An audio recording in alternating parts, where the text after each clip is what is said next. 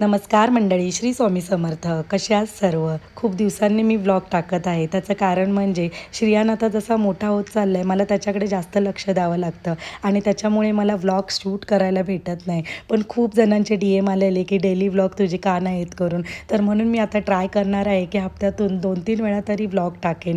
आणि thank you so much सगळ्यांना. माझ्या रेमेडी रील्सला तुम्ही भरभरून प्रेम देता आहेत. मी माझ्या रील्स त्या रेमेडीच्या पण कंटिन्यू करणार आहे आणि मी नक्की ट्राय करेन की डेली मिनी व्लॉग टाकायचे, कारण खूप जण अशी आहेत ज्यांना माझे डेली व्लॉग आवडतात.